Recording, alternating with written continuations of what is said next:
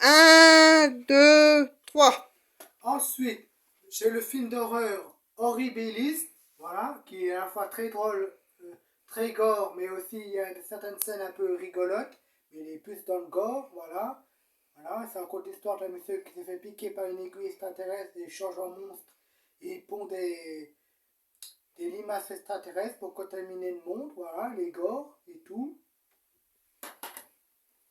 Ensuite, Chernobyl.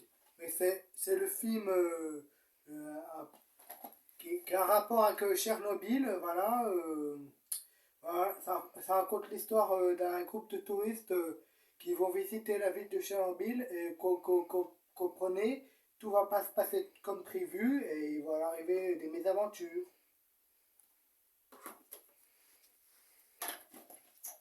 Ensuite, ben, j'ai la créature des abysses qui est bien fait et tout, qu'on sait même plus ce qu'est réel ou non, mais qui est bien fait, voilà.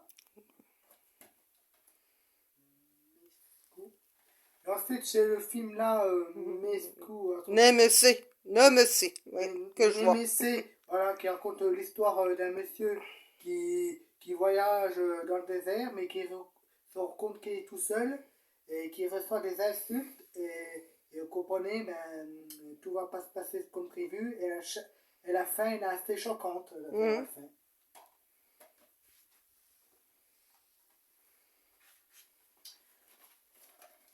Ensuite, j'ai un coup de couteau ou un truc comme ça. Voilà, Le couteau tiré. le couteau tiré, voilà. Bah, Un couteau tiré, oui. un couteau tiré, voilà. Voilà, celui-là c'est pas en horreur, c'est plus un truc de survie, mais qui est bien quand même, voilà. Voilà, qui raconte l'histoire de gens qui se crachent en avion et sont poursuivis par un ours, etc. Mais qui est bien fait. Mais il fait pas en horreur, celui-là. Ensuite, pour ceux qui n'ont pas peur de l'eau, chez le film là, Surface. Surface quelque chose. Voilà. Pre-Ankin surface. Surface, qui raconte l'histoire de deux sœurs qui font de la plongée et que hélas, il y a une d'entre eux qui se retrouve coincée sur les rochers et l'autre, ben, ils doivent la sauver. Et celui-là, voilà, c'est plus un truc de survie. Ensuite, ben, j'ai un film de crocodile qui est assez récent et c'est le film Crack. Moi aussi j'ai du mal à le dire, mais Oui, c'est pas grave. qui raconte l'histoire ben, d'un père et d'une fille qui se retrouvent piégés dans une maison qui est inondée et qui est infestée d'alligators. Et du coup, ben, ils doivent survivre. Celui-là, ça fait plus truc de survie que truc d'horreur. Ensuite, on va passer à la dernière phase des films d'horreur qui se passent dans les bateaux. Voilà, toute ma collection. Et en premier, j'ai le bateau des ténèbres que j'ai acheté il n'y a pas longtemps. Bon, il ressemble un peu au vaisseau de l'angoisse. Et le début est un peu long, mais il y a quand même beaucoup de suspense et tout. Ensuite, j'ai le film Virus, qui se passe aussi dans un bateau, qui raconte l'histoire de gens qui trouvent un bateau abandonné et à l'intérieur, il y a un virus informatique qui crée des cyborgs pour conquérir le monde. Il y a certaines scènes gore dedans, mais il est bien quand même.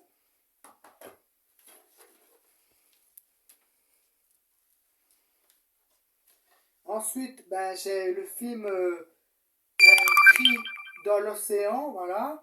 Voilà, bon, vu l'affiche, ça ressemble pas à un film d'horreur, mais voilà. Et ça raconte l'histoire des gens qui vont sur un voilier et qu'on se rend compte que tout le monde est mort à l'intérieur du voilier et qu'à l'intérieur, il y a une énorme créature ressemblant à une pieuvre qui se nourrit d'entre eux. Ensuite, ben, j'ai le fameux vaisseau de l'angoisse que tout le monde connaît, voilà. Voilà. Qui ressemble un peu à Destination Finale, mais qui est bien quand même.